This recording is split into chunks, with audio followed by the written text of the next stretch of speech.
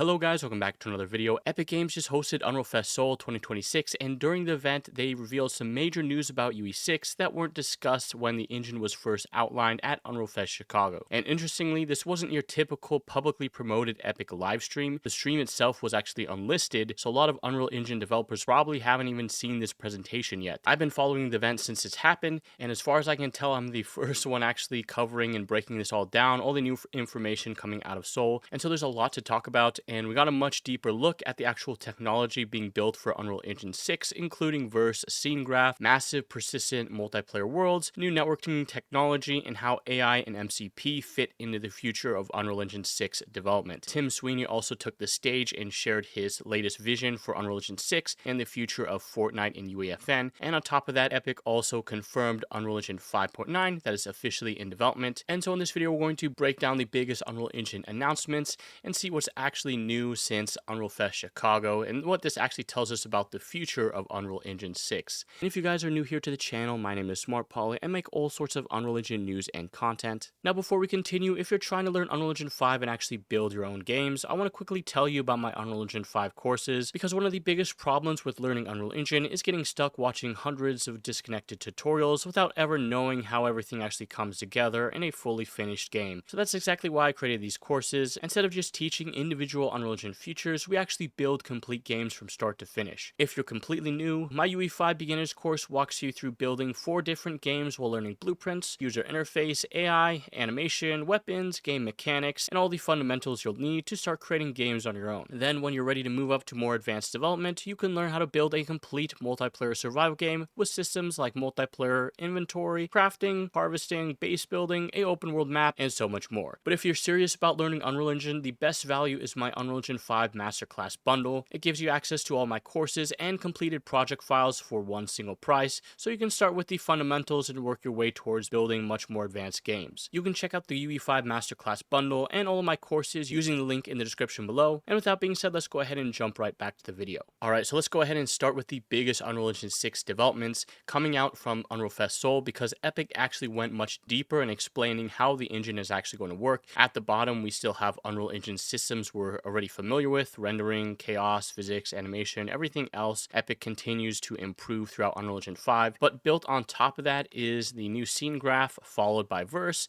and the new gameplay framework. Finally, we have the actual games and content that developers create, and Epic described scene graph as essentially becoming the central system, the core of Unreal Engine 6, capable of representing and managing everything from 3D objects to items, quests, and other gameplay systems. And the really interesting part is what happens when you combine this with verse. Epic showed how things like materials, meshes, sounds, components can be exposed as verse objects, while more complicated gameplay systems, things like characters, weapons, and vehicles, can potentially be packaged into reusable systems that can work across multiple different games. So instead of importing something like a vehicle and just getting its mesh and animations, the idea is that you could eventually get the entire functional object, its content, the components, the gameplay logic, and package it together. But probably the juiciest technical detail from the entire presentation was Epic's explanation of how Verse's transactional programming model could completely change multiplayer development. Epic explained that Verse functions execute inside atomic transitions, meaning that an action can essentially be attempted and then automatically rolled back if it fails. Their example was a moving object. Instead of checking whether the object can move first,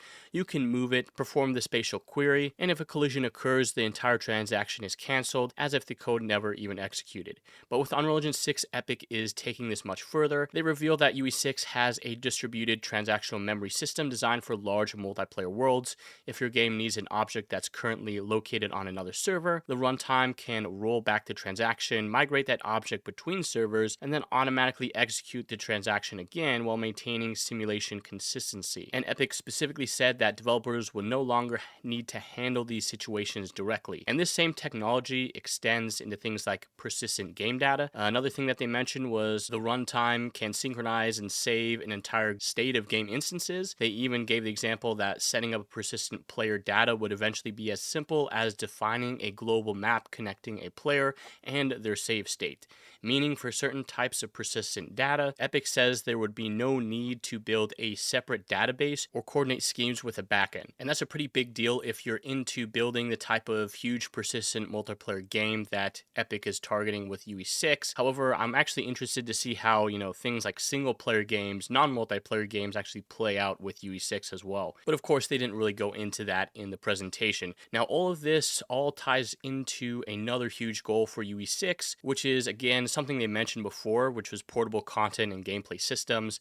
Basically, they want content and code to eventually be reusable across different games and experiences, sort of like their metaverse idea. Again, this is more things that we've already heard, but at Unreal Fest Seoul, they gave us a much deeper technical look about how these systems are actually supposed to work together, and now we're getting some practical examples of what developing a game with this architectural could actually look like. And then, of course, there's AI. Epic revealed that they're currently re-examining a significant portion of Unreal Engine's APIs, specifically to make the engine easier for AI agents to understand and operate. The idea is AI models shouldn't necessarily have to interact with Unreal Engine through the interfaces designed for humans. Instead, Epic wants AI agents to be able to understand the engine's API and directly perform development tasks. And that's where MCP starts becoming really important for them, because we've already seen Epic introduce the Unreal MCP plugin in 5.8, but in Seoul they showed more of what a workflow looks like when they confirmed that they'd be continuing to expand the MCP with access to more functionality through the engine. They also mentioned that they are going to be updating the Epic Developer Assistant, which is like the built-in AI assistant in Unreal Engine. They're going to allow it to be able to actually have context with your project, capture screenshots, and directly connect you with relevant Unreal documentation. So these MCP and AI tools aren't just random experiments that they're doing. They're increasingly looking like another piece of development workflow Epic wants to build with Unreal Engine 6. Now, another thing that Epic mentioned at Unreal Fest Seoul is that the technology currently being developed for Unreal Engine 6 is already publicly available through the UE6 main development stream on GitHub, and they specifically revealed that Fortnite development is now included in that same UE6 development stream. So that's pretty significant news, because now Fortnite is actually moved and using Unreal Engine 6 as its game engine, and also UEFN as well was migrated to Unreal Engine 6. And essentially this is where a lot of this next generation technology is already being put into practice. So the pieces of UE6 already being developed and tested through Fortnite and UEFN. And this all comes back to Tim Sweeney's remarks during the event. Rather than treating Fortnite, UEFN, and Unreal Engine as completely separate products forever,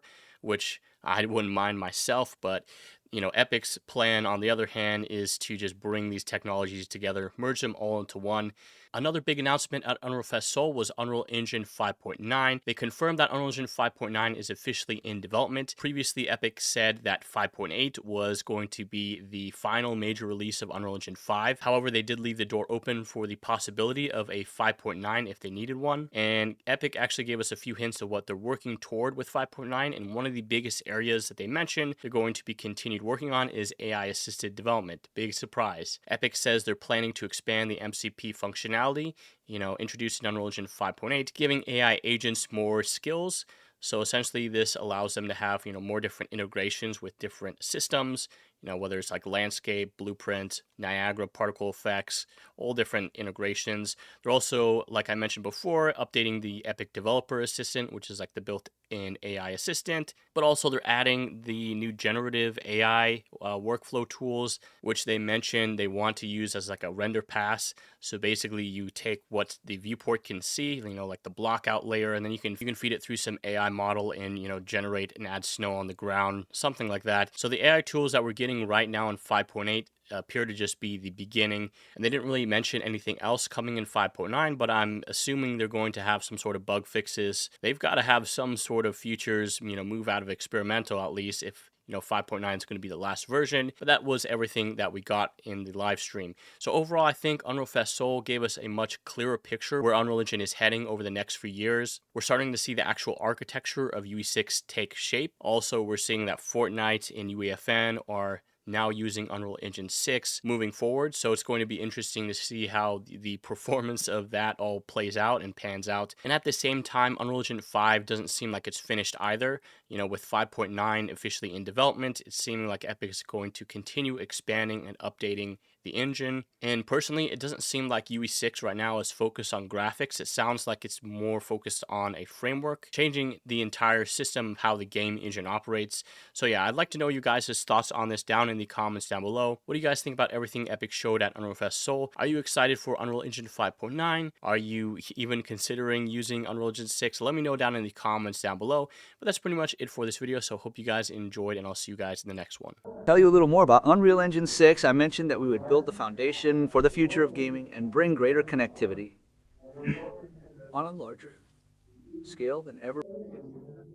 We'll be able to participate together and engage in an economy of mutual compatibility.